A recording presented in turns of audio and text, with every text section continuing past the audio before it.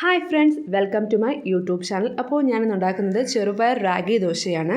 അതിനുവേണ്ടി ഒരു കപ്പ് ചെറുപയർ എടുത്തിട്ടുണ്ട്. ആ സെയിം കപ്പിൽ തന്നെ ഒരു കപ്പ് റാഗി എടുത്തിട്ടുണ്ട്. എന്നിട്ട് ഞാൻ നെക്സ്റ്റ് ആഡ് ചെയ്യുന്ന പ്രോഡക്റ്റ് എന്ന് പറയുന്നത് ഉലുവയാണ്. 1 ടേബിൾ സ്പൂണോളം ഉലുവ എടുത്തിട്ടുണ്ട്. എന്നിട്ട് ഇത് മൂന്നും കൂടി കോരാൻ വേണ്ടി ആവശ്യത്തിന് വെള്ളം ഒഴിച്ച് 5-6 മണിക്കൂർ റെസ്റ്റ് ചെയ്യാൻ വെച്ചു. അപ്പോൾ 5-6 മണിക്കൂറിന് ശേഷം ഞാൻ തുറന്നു നോക്കിയപ്പോൾ നമ്മുടെ 3 ഐറ്റംസ് നന്നായി കുതിർന്നിരിപ്പുണ്ട്.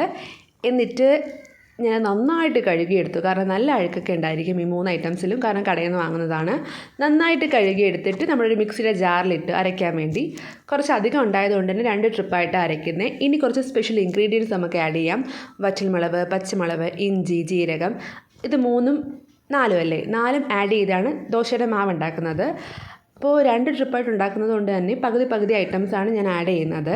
അങ്ങനെ ഇത്രയും ആഡ് ചെയ്ത് മിക്സിയുടെ ജാറിൽ നന്നായിട്ട് അരച്ചെടുത്തു. ഓക്കെ, നന്നായിട്ട് അരച്ചെടുക്കുമ്പോൾ, അതായത് മഷി പോലെ അരച്ചെടുക്കുമ്പോൾ നമ്മുടെ ദോശ നല്ല കൺസിസ്റ്റൻസിയിൽ കിട്ടും.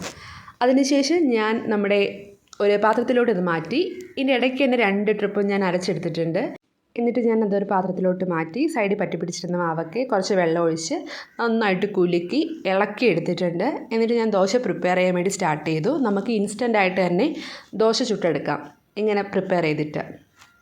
പ്രത്യേകിച്ച് പുളിക്കാൻ വേണ്ടി വെക്കേണ്ട ആവശ്യമൊന്നുമില്ല. അങ്ങനെ ഒരു പാൻ വെച്ച് ഞാൻ ദോശ നന്നായി പരത്തി ചുട്ടെടുത്തിട്ടുണ്ട്. അപ്പോൾ നമ്മുടെ ചെറുപയർ റാഗി ദോശ എല്ലാവരും ട്രൈ ചെയ്ത് നോക്കണം. കാരണം നമ്മുടെ ഡയറ്റ് ചെയ്യുന്നവർക്കും അല്ലെങ്കിൽ ഷുഗറൊക്കെ ഉള്ളവർക്കൊക്കെ കഴിക്കാൻ പറ്റിയ ബെസ്റ്റ് ബ്രേക്ക്ഫാസ്റ്റാണിത്. കാരണം റിച്ച് പ്രോട്ടീനാണ്. നമുക്കറിയാമല്ലോ റാഗിയും ചെറുപയറൊക്കെ എന്ത് ഗുണമുള്ള ഐറ്റംസ് ആണെന്ന്. അപ്പോൾ എല്ലാവരും ട്രൈ ചെയ്ത് നോക്കുക.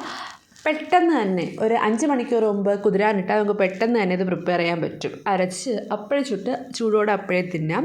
അപ്പോൾ ഇതിന് ബെസ്റ്റ് കോമ്പിനേഷൻ എന്ന് പറയുന്നത് ഉള്ളി ചട്നിയാണ്. ഓക്കെ, അപ്പോൾ ഇതെല്ലാവരും ട്രൈ ചെയ്ത് നോക്കണം.